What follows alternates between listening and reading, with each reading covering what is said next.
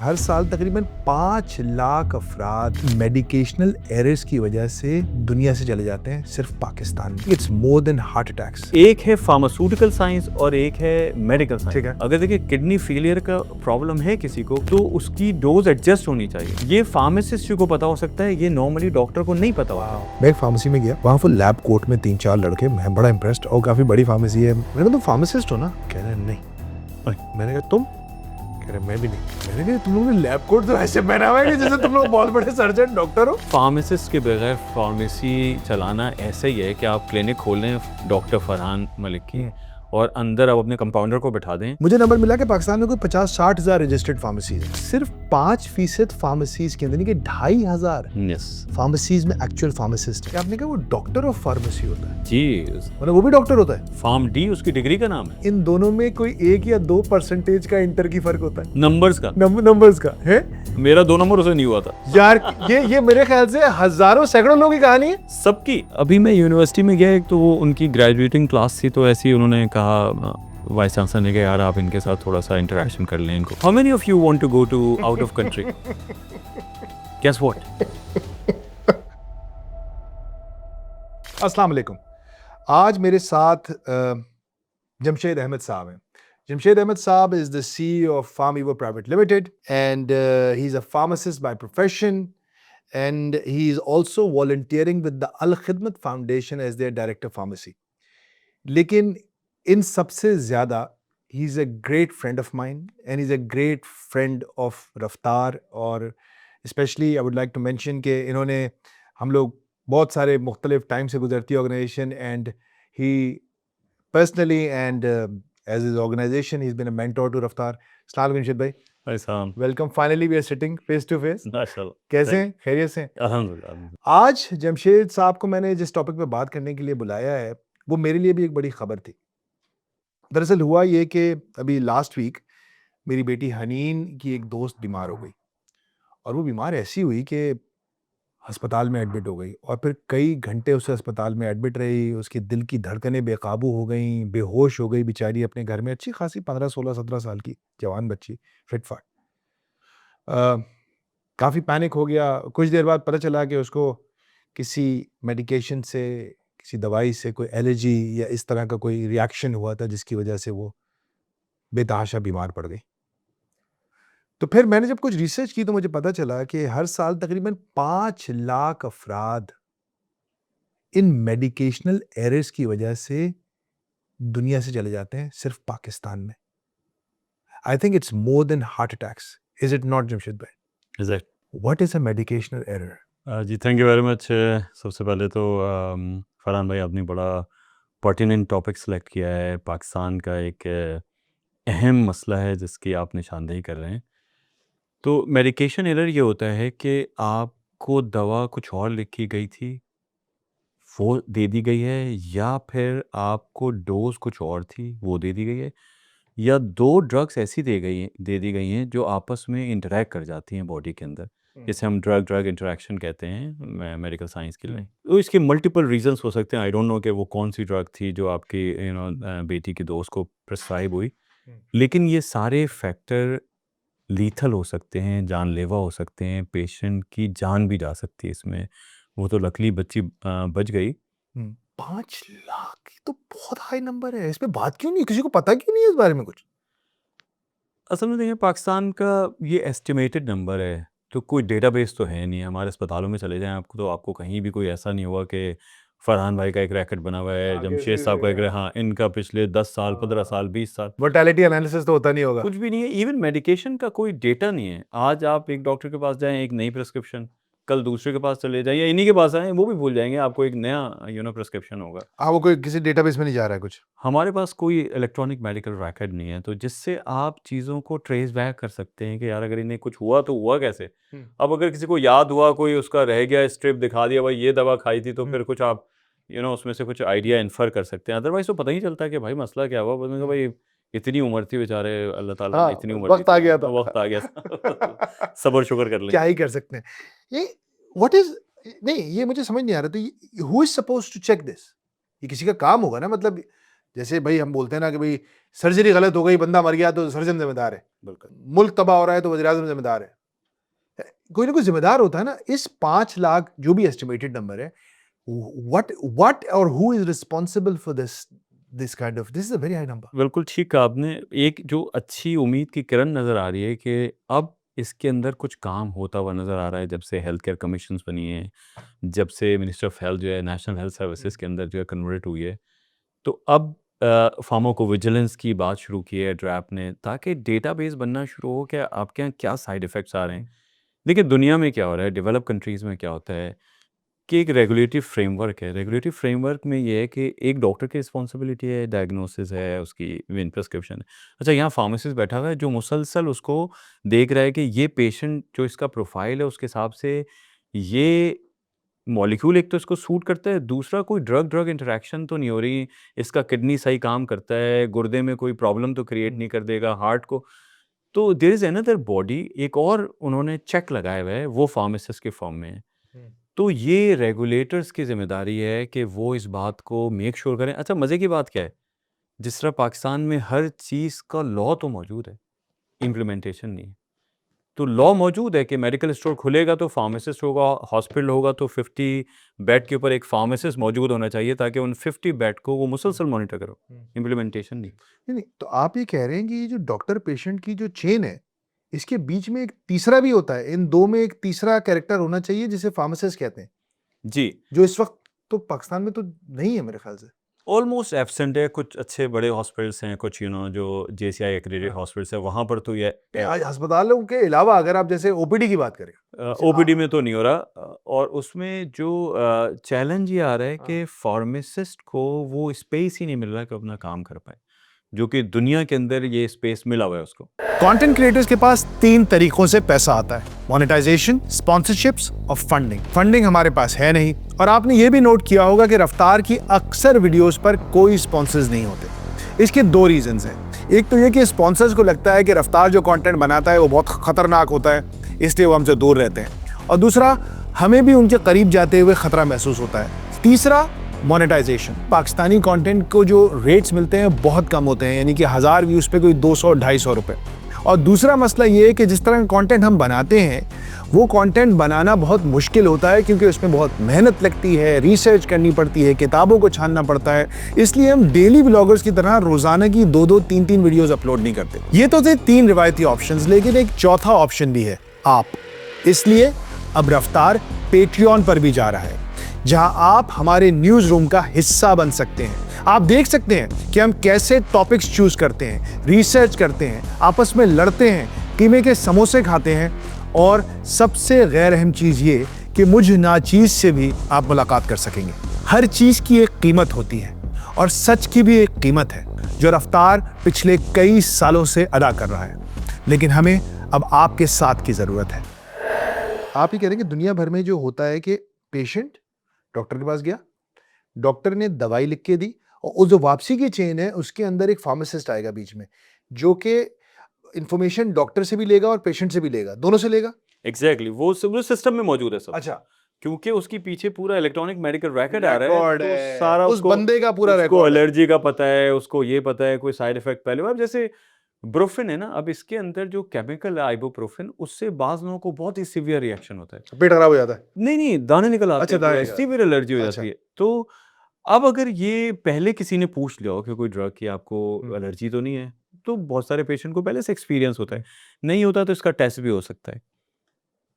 मज़े की बात है, पूरी चेन में आप देखें तो फार्मासिस्ट का रोल क्या है, कहाँ पर आके वो इंटरसेप्ट कर रहा है पेशेंट को, या पेशेंट से मिल कहाँ पे रहा है। वो आया था, डॉक्टर ने देखा, अच्छा आपको क्या मसला है, बुखार है, ये है। उसने कहा अच्छा भाई लैब कराएं, लैब हो गई, डायग्नोस्टिक टूल है। फिर वो आया वापस, उसने कहा हाँ यार आपको टाइफॉइड है, ठीक है। या जो भी आपको डायग्नोस कर। अब उसने दवा जो लिखी है, अब ये दवा इसको ठीक करने वाली चीज़ है कि ये बीमारी से सही होगा। ठीक है। अब जब फार्मासिस्ट के पहुंचा, ये टर्मिनल पॉइंट है कि यहाँ से दवा उसको अच्छी मिल गई, सही है। सही मिल गई, वो सही हो ठीक जाएगा। है। ये सिस्टम के अंदर ये जगह ही मौजूद नहीं है जो वो क्योर वाली फॉर्मेट को ठीक तरह से देख सके, अप्लाई कर सके उसको। हमारा रेगुलेटरी फ्रेमवर्क इसको इन्फोर्स नहीं कर पाता कि ये फार्मासिस्ट देखेगा कि ये दवा जो है वो फरहान भाई को सूट करेगी कि नहीं करेगी, कोई इनको एलर्जी तो नहीं चल रही, इनके कोई अगर देखिए किडनी फेलियर का प्रॉब्लम है किसी को, किडनी उसका अच्छा काम नहीं कर रहा, तो उसकी डोज एडजस्ट होनी चाहिए। ये फार्मासिस्ट को पता हो सकता है, ये नॉर्मली डॉक्टर को नहीं पता होता, वाओ क्योंकि देखिए ये फार्मा की साइंस है, फार्मेसी की साइंस है, इसको आहा। 5 साल ये जरा फार्मासिस्ट इसको पढ़ता है। एक्सप्लेन करें जरा, ये मेडिकल साइंस तो वो डायग्नोस कर रहा है, एग्जैक्टली उसको कौन सी दवा ठीक करेगी ये साइंस फार्मेसी वाले को पता है। देखिए वो हमारे उसने डायग्नोस टाइफाइड है तुम्हें। एग्जैक्टली तो उसने लैब टेस्ट देखे, उसने पूरी एनाटॉमी देखी, उसने सिम्टम्स देखे, उसने कहा भाई आपको टाइफाइड है। ठीक है। हमें ये पढ़ाया जाता है कि टाइफाइड के अंदर कौन सी एंटीबायोटिक सबसे इफेक्टिव है। तो एक है फार्मास्यूटिकल साइंस और एक है मेडिकल साइंस। ठीक है। तो फार्मास्यूटिकल साइंस में फार्मासिस्ट 5 साल पढ़ता है। आपको एक छोटी मिसाल दूं, 5 एक साल की डिग्री है ये। यस फार्म डी जो है वो 5 साल की डिग्री है। तो फार्मास्यूटिक्स है जो दवा बनाने के प्रोसेस के ऊपर आपको इल्म देती है, या फार्माकोलॉजी है, इसका एक्शन कैसे होगा दवा का बॉडी पे। हमारे पास ऑलमोस्ट पूरे 5 साल ही पढ़ाया जाता है। डॉक्टर्स के पास पैथोलॉजी, एनाटॉमी, पहले साल की फिजियोलॉजी, चीज है, पहले साल का सब्जेक्ट है ये। हाँ, तो ये बहुत छोटे-छोटे उनके क्रेडिट आवर्स हैं जिसके अंदर उन्हें ये बेस लाइन बता दी जाती है। तो जो एक्सपर्ट है इस फील्ड का, उसको आप सिस्टम में नहीं शामिल कर रहे।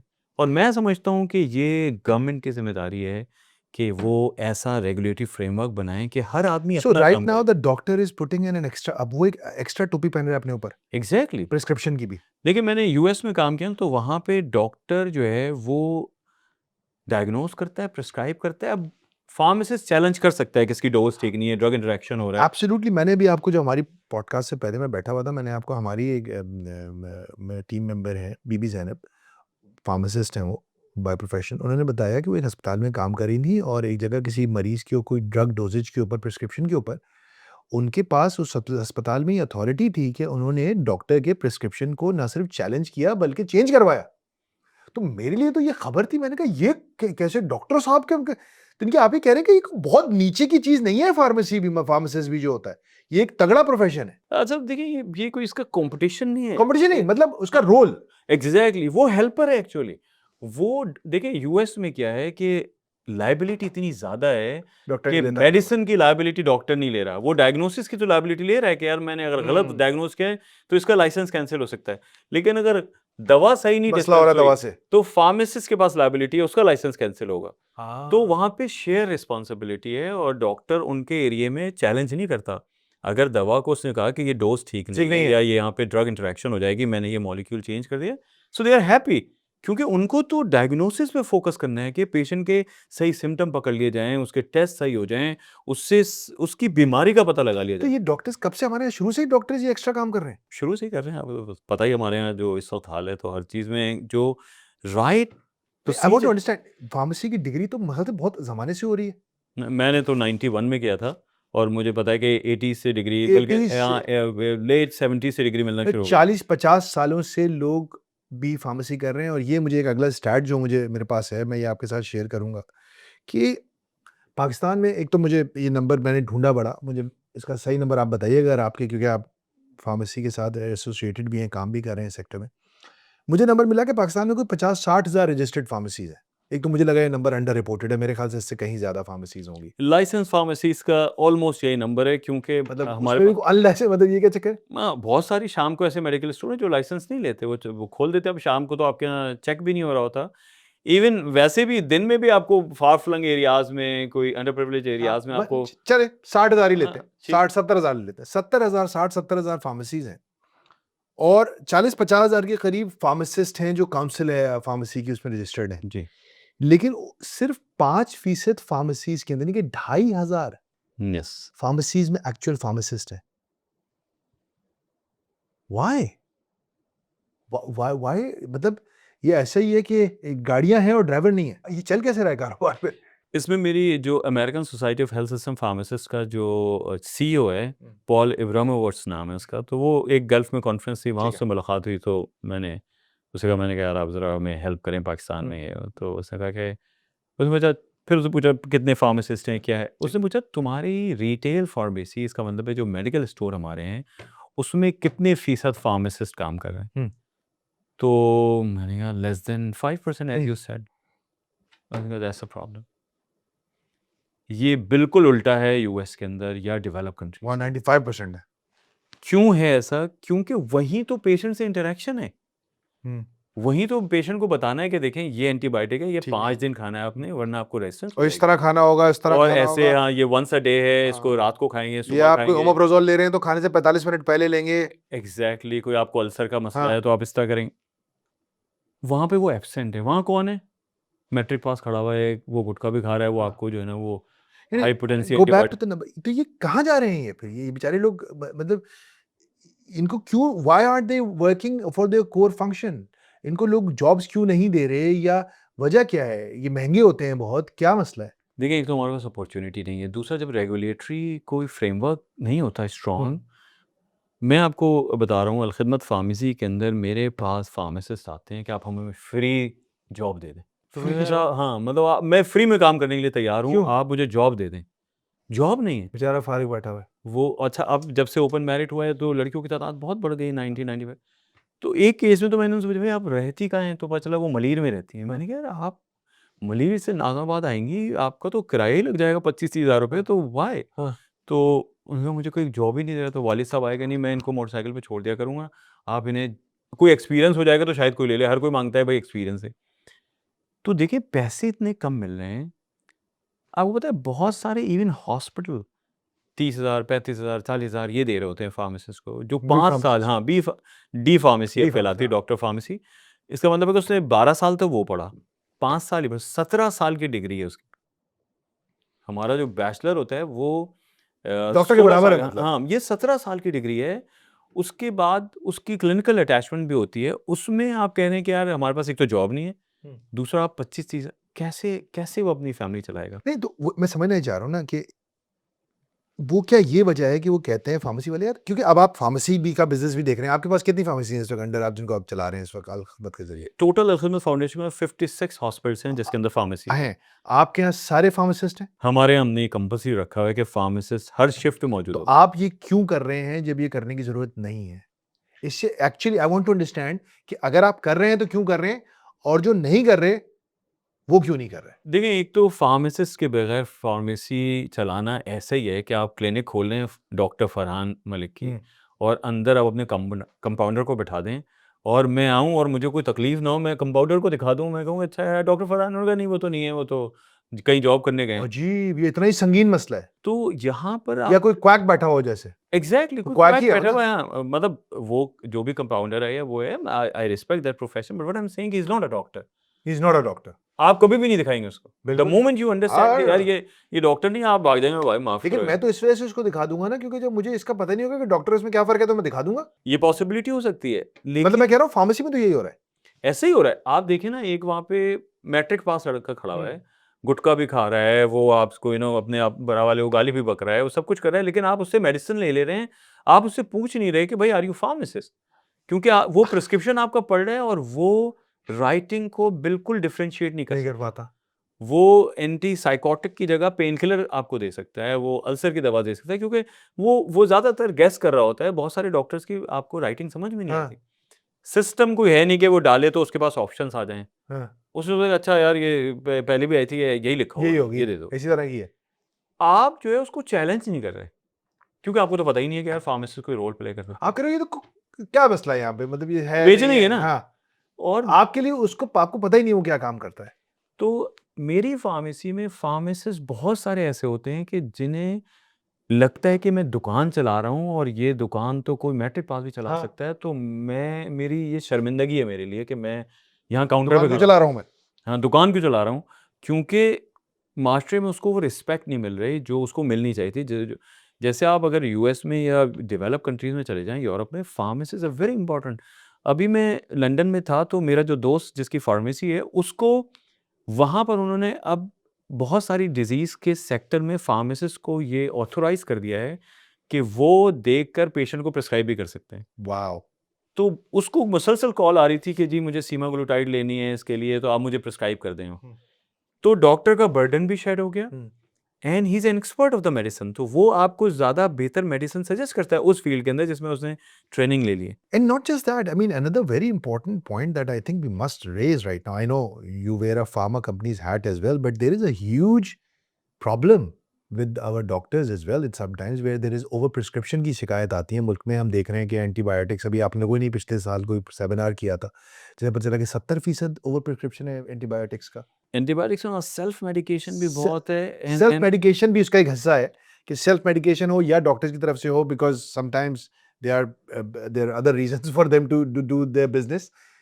जो भी हो जाए, ऐसी सूरत हाल में जब सेल्फ प्रिस्क्रिप्शन भी है और एक तरह से कुछ प्रैक्टिसेस भी ऐसी हो रही हैं इंडस्ट्री में जो पेशेंट की वेल बीइंग को पैरामाउंट नहीं रख रही, तो फिर इस सूरत हाल में तो फार्मासिस्ट डबली इंपॉर्टेंट है, क्योंकि वो फिर आगे बीच में एक सेफ्टी नेटिंग और सेफगार्ड प्रोवाइड करेगा। Is it not?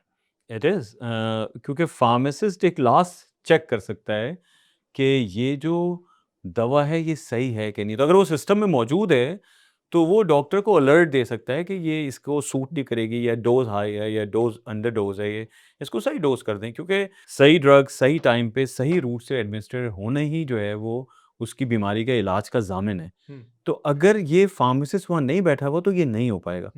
और जो आपने देखिए, मैं ऑनेस्टली बताऊँ, मैं जब डॉक्टर्स का भी हाल देखता हूँ ना पाकिस्तान में, आई एम श्योर आपकी भी फैमिली में ज़रूर होंगे डॉक्टर, हॉरिबल यार, नाइटमेयर है। हाँ, मतलब वो बेचारे एमबीबीएस करके भी 2-2 3-3 4-4 जगह बैठना पड़ रहा है उनको। फेलोशिप करना चाह रहे हैं, अटैचमेंट नहीं मिल रही उनको, कहीं ट्रेनिंग नहीं मिल रही। हॉरिबल सिचुएशन है। देखो ऐसे ही। तो और ऑनेस्टली उसमें से भी जो अच्छे हैं वो तो फिर चले ही जाते हैं बॉस। ज़्यादातर चले जा रहे हैं। अब तो ज़रा मसले हो गए हैं, बाहर की दुनिया ने जो है वो हाँ, हमें अब मसाइल अब खड़े कर अब दिए। अब और होंगे। तो हमारे लोकल अब और परेशान होंगे, doctor and pharmacist and nurses, कि आपके पास अपॉर्चुनिटी नहीं है। तो क्यों नहीं है? मतलब मैं समझना चाह रहा हूँ, is it that they not well paid? Economy का मसला है, बिजनेस एथिक्स का मसला है, क्या बिजनेस रीजन है इसका? मतलब अगर एक फार्मेसी में आप जैसे, अच्छा, जैसे आप कह रहे हैं कि भाई सप्लाई इतनी ज्यादा है कि लोग बहुत नॉमिनल रेट्स में भी काम करते हैं, तो फिर तो ये कोई आपकी फार्मेसी की बॉटम लाइन पे भी कोई बहुत ज्यादा फर्क तो नहीं पड़ रहा होगा फार्मासिस्ट रखे, या पड़ जाता है? असल में देखें, जो फार्मेसी के मार्जिन है प्रॉब्ली पाकिस्तान में सबसे कम है। ओके। 15% यस। उनको मिलते हैं कि यस। अगर 100 रुपए की दवा है तो इन्हें 85 की मिलती है, इन्हें 100 की बेचती ठीक है। है।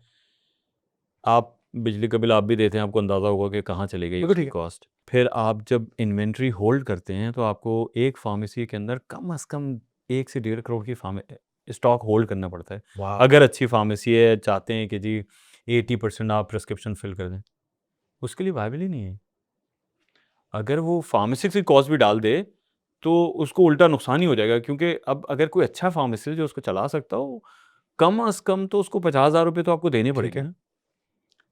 तो एक ये भी मसला है हमारे यहाँ है। कि जो ग्रॉस मार्जिन है फार्मेसीज़ की वो बहुत कम है। उनका डिस्काउंट ज़्यादा होना चाहिए ताकि वो, देखिए ना, उसको टेम्परेचर कंट्रोल एनवायरनमेंट देना, इसका मतलब एसी लगना है। एसी लगा तो दिया। बाहर कितना होता है? आपको है इसका कुछ अंदाजा? जी, यूएस के अंदर normally it varies from 20% to 35%। What about our peers, जैसे इजिप्ट में, वियतनाम में, हर कंबोडिया में, जगह ऐसे ही। थाईलैंड में, जो ये जो लोअर इंडिया मिडल में? इनकम कंट्रीज़ हैं, इंडिया में भी हमारे जैसे ही हाल है, वहाँ पे भी बहुत अच्छे हालात नहीं है। अच्छा। लेकिन जैसे गल्फ़ अगर आप देखेंगे तो वहाँ पे क्योंकि उन्होंने, वहाँ तो दवाइयाँ महंगी भी बहुत है ना। यस, तो यहाँ पे प्राइसेस भी कम हैं, ऊपर से मार्जिन्स भी कम हैं, तो मेडिकल इसीलिए तो फार्मासिस्ट आया नहीं यहाँ पे ना, क्योंकि उसको पैसे नहीं बचेंगे यहाँ पे।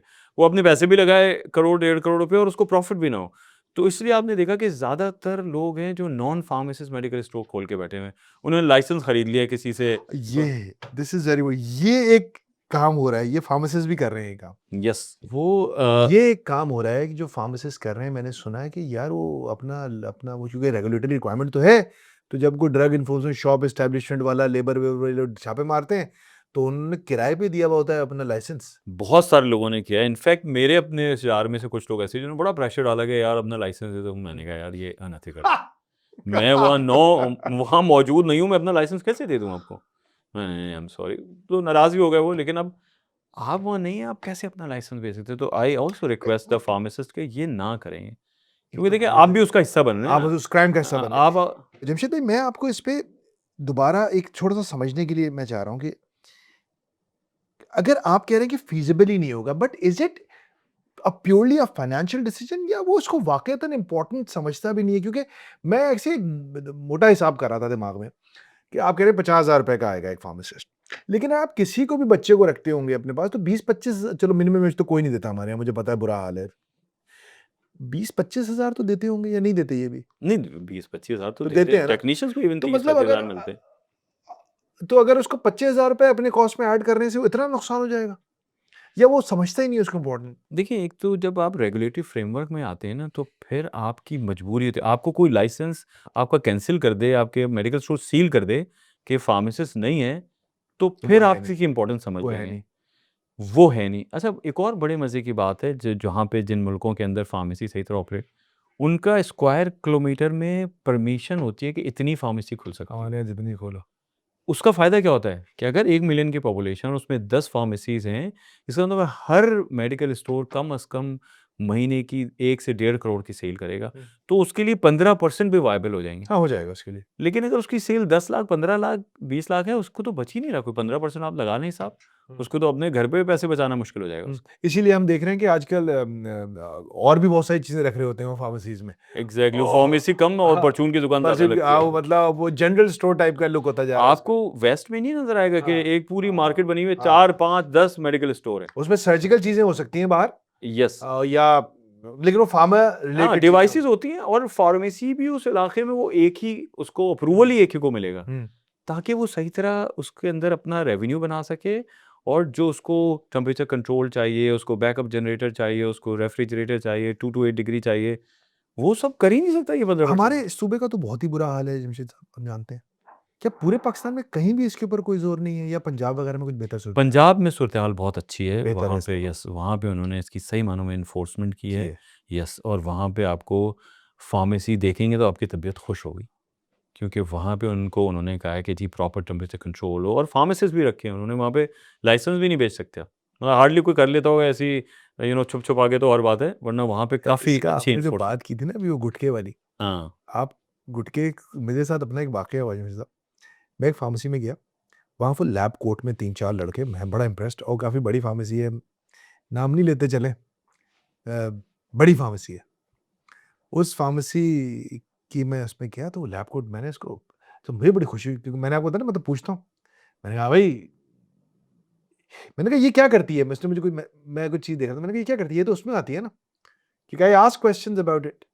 कह रहे, मैंने कहा तुम फार्मासिस्ट हो ना? कह रहे नहीं। मैंने कहा तुम? कह रहे मैं भी नहीं। मैंने कहा तुम लोगों ने लैब कोट तो ऐसे पहना हुआ है कि जैसे तुम लोग बहुत बड़े सर्जन डॉक्टर हो, लेकिन नहीं थे। लेकिन अब वो क्या कर रहे हैं? एक्टिंग लाइक फार्मासिस्ट, उसको कोट पहना दिया। मतलब और ये मैं बता रहा हूँ, ये बहुत एचएस हाई सोसाइटी फार्मेसी की बात कर रहा हूँ मैं। यानी कि they are also duping people, मतलब धोखा दे दो ना व्हाइट लैब कोट पहना, क्योंकि आपको तासुर क्या जाएगा जमीर साहब, जब आप किसी को व्हाइट लैब कोट में देखेंगे तो आप तो एक डॉक्टर टाइप का आपके दिमाग में आएगा ना भाई, बिल्कुल ऐसे, बिल्कुल ऐसे। और नहीं है। असल में इसमें देखिए ना, इसमें गवर्नमेंट को इंटरवीन करके जो दुनिया के अंदर अच्छा काम हो रहा है, उसको आप क्यों नहीं कॉपी कर व्हाट सकते? Are you doing? एक तो आपकी हैट है अल खिदमत की, उसमें तो आपने काम कर दिया, आपने बोला मैंने हायर किए हैं फार्मे एज फार्मियो, हुँ।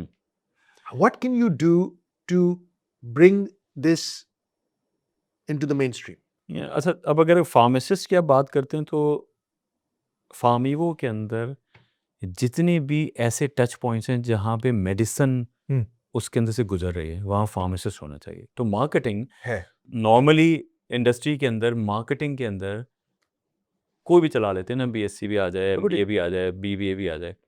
हमारे यहाँ मेजॉरिटी आर द फार्मासिस्ट। अच्छा। तो हमारा बेसिक क्राइटेरिया कि क्योंकि आप मेडिसिन की डॉक्टर को प्रमोशन करेंगे, वाह। आपको पता ही नहीं है कि ये दवा काम कैसे करती है, इसके साइड इफ़ेक्ट्स क्या हैं, ड्रग इंटरैक्शंस क्या हैं, आप डॉक्टर को कैसे एक्सप्लेन करेंगे? फिर डॉक्टर आपसे बात क्यों करे? अगर एक मार्केटिंग का फ़र्द है जिसको अली-बे नहीं पता मेडिकल साइंस की, वो आपको क्यों इम्पोर्टेंस देगा वो?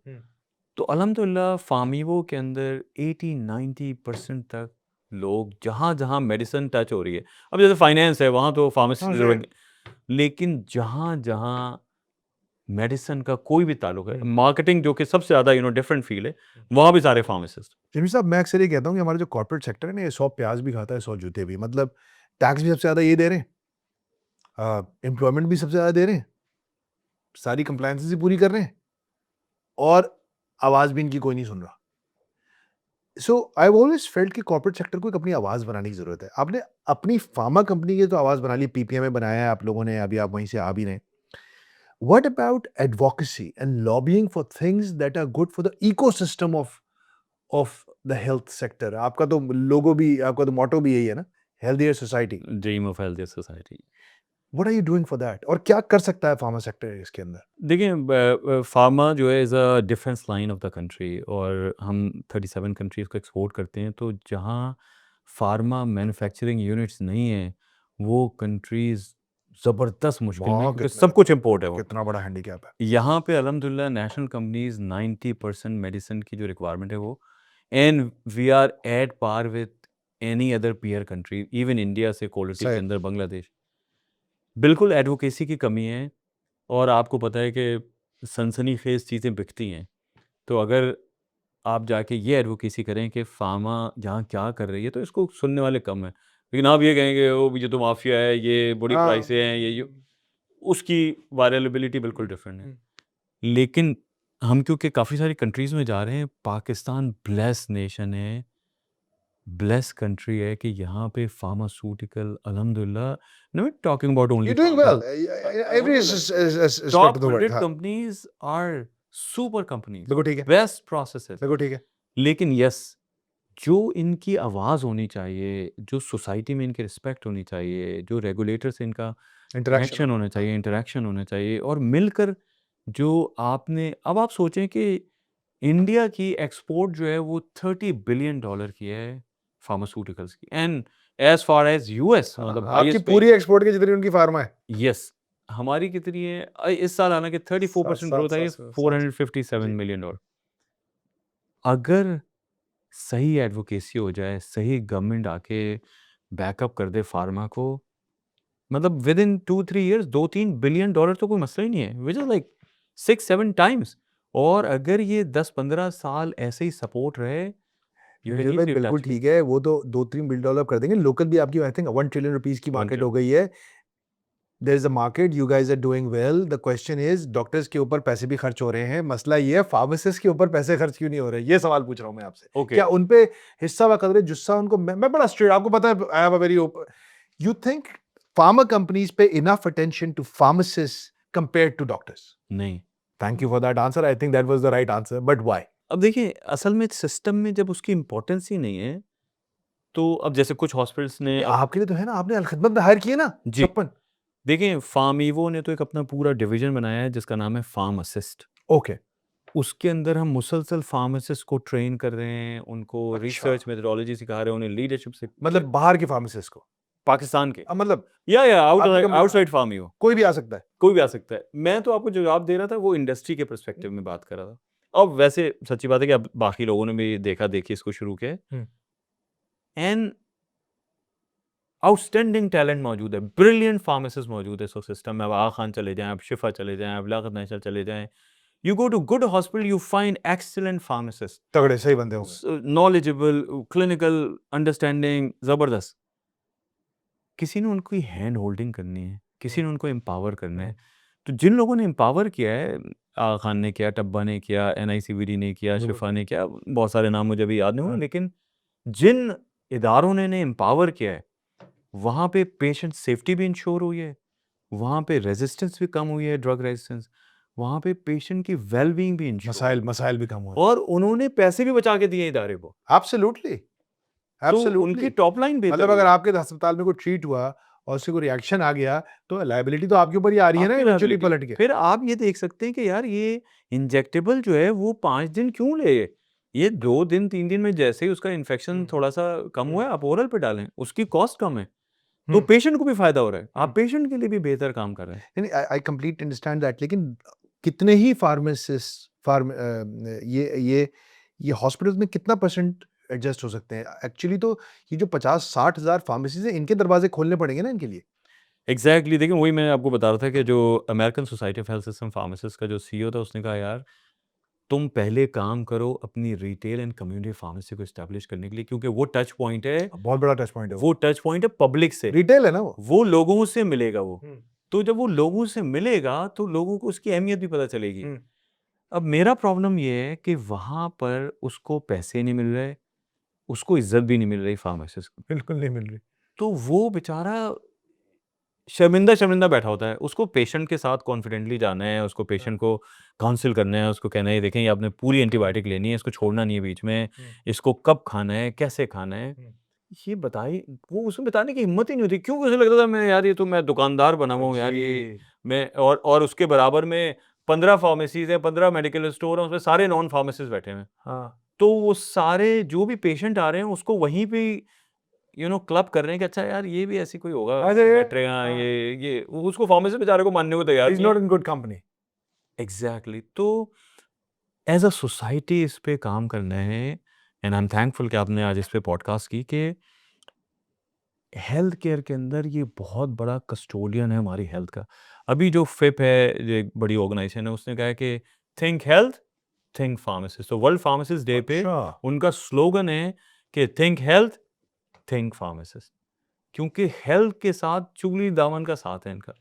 तो अगर फार्मासिस्ट सिस्टम में मौजूद होगा तो डॉक्टर को भी फायदा है, पेशेंट को भी फायदा है, गवर्नमेंट को भी फायदा है, क्योंकि आप हेल्दी नेशन बनाएंगे, आप अभी सिक नेशन बना रहे हैं। आपके ओवरहेड्स कम होंगे हेल्थ चीज़ों आप के, मल्टीपल ड्रग रेजिस्टेंस क्रिएट कर तबाही रहे हो रही हैं, है। आपका फ्रैक्चर्ड हेल्थ केयर सिस्टम है, प्राइमरी हेल्थ केयर है नहीं, है ही नहीं। कैसे संभालेंगे आप उसको? बिल्कुल ठीक है। तो सारा पेशेंट जाके एडमिट हो रहा होगा, आपके पास इतनी सही टर्शियरी केयर टर्शियरी हॉस्पिटल नहीं। टर्शियरी में और उधर रश लगे होते हैं लोग बाहर गार्डन्स में लेटे हुए बेचारे लोग बलूचिस्तान से आ रहे हैं, पता नहीं मीरपुर माथेलो से आ रहे हैं, यहीं कराची और दूसरी जगहों पे। It's a big issue. But I think एक जो सबसे की टेक अवे था ना, आपने बातों-बातों में कह के निकल गए और मेरे लिए तो ये अटक गया दिमाग में कि आपने कहा वो डॉक्टर ऑफ फार्मेसी होता है। जी, मतलब वो भी डॉक्टर होता है? फार्म डी उसकी डिग्री का नाम है। पहले वो बी फार्मेसी होता था, हाँ, अब वो फार्म डी डी है, है। जो कि यूएस में भी फार्म डी मिलता है। मतलब वो अपने नाम के आगे डीआर लगा सकता है। वो तो हाँ अलाउ भी कर दिया है अलाउ भी कर काउंसिल दिया ने है। यार कि सो बेसिकली दोनों 5 साल पढ़ते हैं। यस, दोनों यस, 5 साल पढ़ते हैं और एक ही सिक्के के 2 रुख हैं एग्ज़ैक्टली, एग्ज़ैक्टली, और दोनों को एक दूसरे की ज़रूरत है।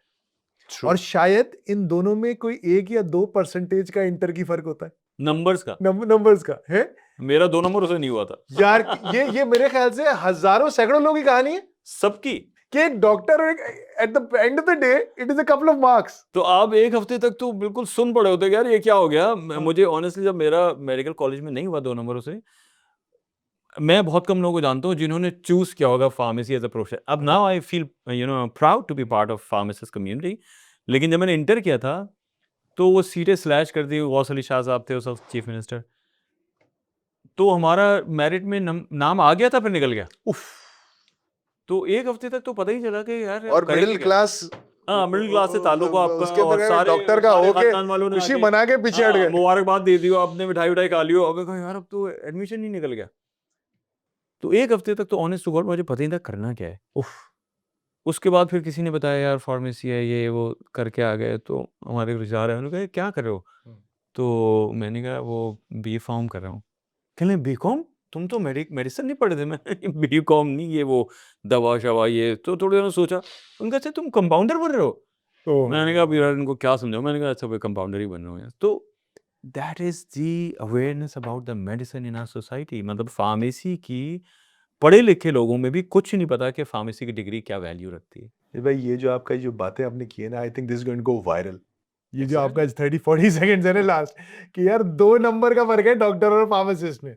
और इस बात को जानना जरूरी है कि क्या वजह है कि एमबीबीएस के लिए जो मेरिट है उसके फौरन नीचे फार्मेसी का दरवाजा खुल जाता है। तो यानी कि कुछ सोच के रखा हुआ है ना, उसमें कुछ ऐसी चीज है ना। अगर एग्जैक्टली। सिर्फ आप इंटर के मेरिट से ही हिसाब लगा लें बिल्कुल। तो यानी कि भाई ये जो चीजें इसी तरह खुल रही होती है ना कि जिसकी साइंटिफिक और मतलब जो उसकी जो जरूरत होती है और उसकी जो कॉम्प्लेक्सिटी होती है उसके बिल्कुल। हिसाब से चीजें का मेरिट खुलता है, राइट? ऐसे ही है, बिल्कुल तो ऐसे ही ये है। तो उसकी डिमांड ज़्यादा है ना, हाँ, तो वहाँ मेरिट वहाँ तो पे। उसका दरवाजा जैसे ही बंद होता है तो ये खुलता है। और ये भी 10-15 नंबर में सारी सीटें फिल हो जाती हैं इसकी। हाँ। जो आपके गवर्नमेंट के इदारे हैं, कराची यूनिवर्सिटी है और दूसरी यूनिवर्सिटीज़ हैं, जिन्ना है, यहाँ पे ऐसा नहीं होता कि मेरिट भी क्योंकि इतना कंपटीशन होता है कि मैक्सिमम 1-2 परसेंटेज के अंदर सारे दाखिले वहाँ पे खत्म हो जाते हैं। तो that means they are also the cream of the society. मतलब यस, ये दैट्स व्हाट आई एम अब ट्राइंग टू से कि भाई डॉक्टर से बस एक स्टेप नीचे है, लेकिन एग्ज़ैक्टली आपने उसको उठा के पता नहीं टेबल के नीचे फेंक दिया है। आपकी कोई आइडेंटिटी नहीं है सोसाइटी में। आप let's literally but I hope this podcast brings back gives that identity. और मेरे ख्याल से जो इंशाल्लाह 50-60 हजार फार्मासिस्ट हैं पाकिस्तान रजिस्टर्ड, ये पॉडकास्ट खास तौर पे उनके लिए भी है क्योंकि आई थिंक जमशेद भाई ने 1-2 बातें बड़ी मेरे तो दिल को लगी है थी फार्मेसी की। मैंने कहा यार, लोग जिस तरह से वो बेचारे को जो फ़ील हो रहा था कि मैंने 17 सा उतना ही पढ़ा है जितना मेरे साथ किसी ने मेडिसिन में पढ़ा था। ट्रू। मैंने उतना ही पढ़ा है और यार मुझे सब बिल्कुल कचरे की तरह ट्रीट कर रहे हैं। एक वक़्त मेरा दिल दुखता था, मतलब मैं जब अब तो फिर मैंने बताना ही छोड़ दिया यार, और कितना क्या हाँ, बताऊँ कि ये हाँ। क्या कहानी है जी, फार्मेसी की, आप हाँ। 90% लोगों को नहीं पता। जी। तो यार वो बैचलर किया हुआ है, मैंने बता ही दिया कौन-सा बैचलर किया हुआ है। या so you are absolutely right. So ये उन 50-60 हज़ार लोग तो है और जो अभी यूनिवर्सिटी से पढ़ रहे हैं, उनके लिए भी है। लेकिन उससे ज़्यादा जमशेद भाई मेरे ख्याल से आई थिंक जो हमने अभी गुफ्तगू की है ना, ये हमारे 25 करोड़ पाकिस्तानियों के लिए है।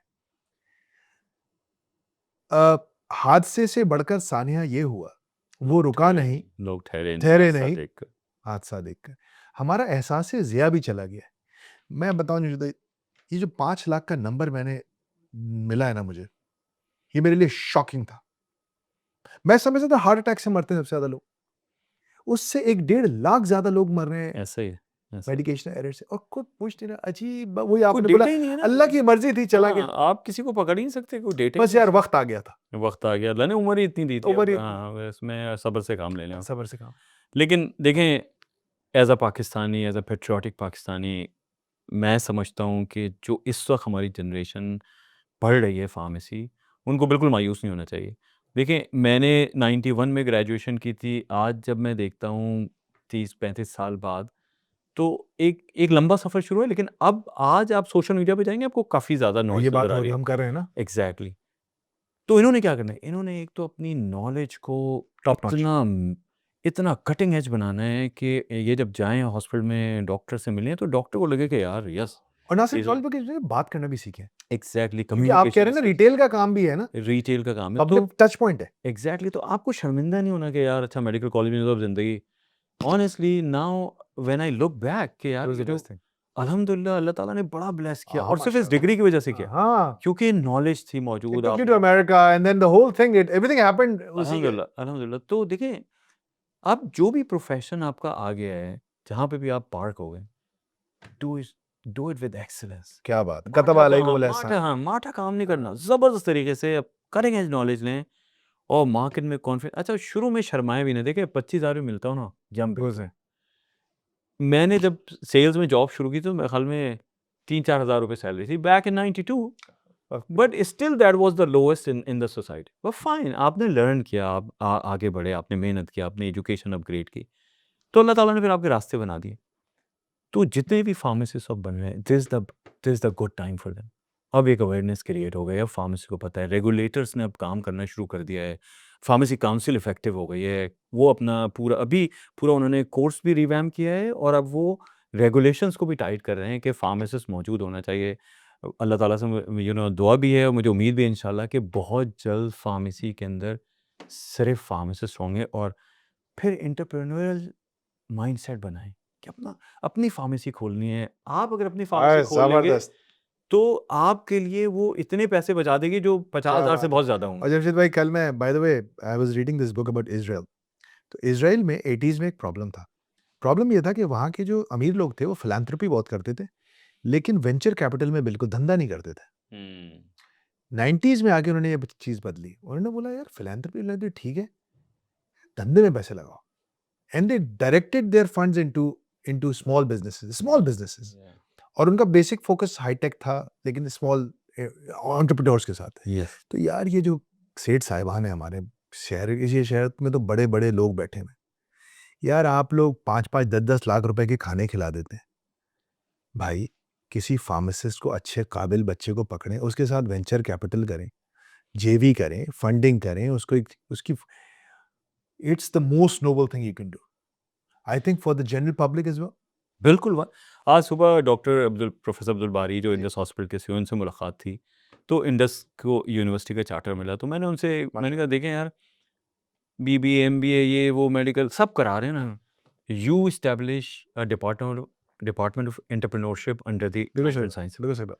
और उसके लिए मैंने कहा मैं भी आपके साथ काम करूँगा, हम फंड रेज़ करते हैं, ब्रिलियंट बच्चों को निकालते हैं, धंधा उनको करना बिज़नेस सिखाएँ। सेट करके देते हैं। धंधा करना सिखाएँ लोगों को बॉस, ये मुल्क धंधे से ठीक होगा और प्राइवेट धंधे से देखो सरकार को ठीक करना बहुत मुश्किल है। अच्छा, इससे नुकसान क्या हो रहा है कि सरकार भी ठीक नहीं हो रही, हाँ, और एंटरप्रेन्योरशिप भी नहीं हो रही। तो मेरी यूथ जो है ना वो मायूस हो भाई गई सुनिए है। बाहर भाग रही है, 30 लाख चले गए बाहर। अभी मैं यूनिवर्सिटी में गया, एक तो वो उनकी ग्रेजुएटिंग क्लास थी, तो ऐसे ही उन्होंने कहा वाइस चांसलर ने, कहा यार आप इनके साथ थोड़ा सा इंटरेक्शन कर लें इनको। तो अब एकदम स्पॉन्टेनियस पकड़ लिया, तो उन्होंने, तो मैं एक्सटेम्पोर हो गया स्टेज पे, समझ आया बोलूँ क्या, तो मैंने वैसे ही पूछा कि how many of you want to go to out of country, guess what, how many ways, I can't guess. 100% response. 300 बच्चे की ग्रेजुएटिंग क्लास है। My God. तो और अब होता है बच्चे सच भी बोलते हैं, शरीर भी होते हैं। तो मैंने कहा यार सब जाना चाहते और हो? आप जैसे पेट्रियट के आगे, हाँ। आपकी घर में लड़ाई हो रही है इस चीज को लेकर। मैंने कहा यार सब कैसे जाओगे भाई, अब तो दुबई का वीजा भी मुश्किल से मिल रहा है। हाँ, दुबई कैंसिल कर रहा तो एक बच्चा पीछे जरा अंधेरे वाली साइड पे बैठा हुआ था, उसने कहा सर हम लोगों ने तो हाथ उठा दिया है, जो फ्रंट सीट पे बैठे हुए हैं प्रोफेसर, डीन, फैकल्टी, ये सब भी जाना चाहते हैं, ये हाथ ही नहीं उठा रहे शर्म के बाद। है। मतलब people are giving up on Pakistan. ये मुझे बोलते हुए भी तकलीफ हो रही है। यस। तो अच्छा एंड दैट मेरी मेरी और आपकी अब रिस्पॉन्सिबिलिटी क्या है? देखिए हमने चूज किया इस मुल्क में रहना, बिल्कुल सही। और मुझे तो पाकिस्तान से बहुत मोहब्बत है, एज एज आई बिल्कुल, नो यू आल्सो हैव। बिल्कुल। हम अपने सर्कल ऑफ इन्फ्लुएंस पे क्या कर सकते हैं? जितना कर सकते हैं वो तो करें ना। तो आज सुबह मेरी बात हुई है, माशाल्लाह डॉक्टर बारी भी हमारी तरह के हाँ, हैं। हाँ, हाँ। उन्होंने कहा यार मुशर्रफ भाई करते हैं यार इसको, आप कब होते हैं? मैं फजर बाद आता हूँ, इसके इसके ऊपर इस फार्मूले को सेट करते हैं। तो फार्मासिस्ट बिल्कुल मायूस ना हो। आगे उम्मीद की किरण ये है कि अब सिस्टम इसके बगैर चल नहीं सकता। ग्लोबल जो रेगुलेटरी Winds बॉडीज़ हैं change. उन्होंने पकड़ लिया है कि भाई आप ये क्या, इतनी रेजिस्टेंस हमारे मुल्क में इमिग्रेशन हो रही है, सारे जो है ना ये जीन टाइप लेकर आते हैं जो सारी एंटीबायोटिक्स है। तो पाकिस्तान में बहुत जल्दी रेगुलेटरी फ्रेमवर्क टाइट हो जाएगा। हुँ। तो अगर आपने अपने आप को नॉलेज में हुँ। कटिंग एज पे रखा तो इंशाल्लाह you'll have a absolutely future. Fantastic words. वो आपका एक शेर भी तो है ना जो सुनाते हैं अक्सर के, शिकवे ज़ुल्मत शब से कहीं बेहतर था, अपने हिस्से की कोई शम्मा जलाते अपने जाते। हिस्से की कोई शम्मा जलाते जाते। हमने भी इस पॉडकास्ट में वो शम्मा जलाने की कोशिश की है। लेकिन एक और चीज़, आई नो हमारी जो ऑडियंस है ना, जेन ज़ी यंगर पीपल, ये बड़े एक्टिविस्ट टाइप के लोग हैं। ये बड़े बदमाश हैं, इनको आजकल एक्टिविज़्म का बड़ा शौक है। तो there is one thing for you to do activism about, और वो ये है कि आप फार्मासिस्ट को अपना राइट समझें। आप समझें कि this is your right, just like water, gas, and everything. Having a pharmacist in a pharmacy to give you drugs is your right. So जब आप किसी फार्मेसी में जाएं तो उधर कम से कम एक खटखटा के पूछें ज़रूर कि भैया ये जो साहब बैठे हुए हैं, ये नौटंकी है या ये वाकई में फार्मेसी है। Thank you very much Amit भाई। जज़ाकल्लाह, थैंक यू वेरी मच।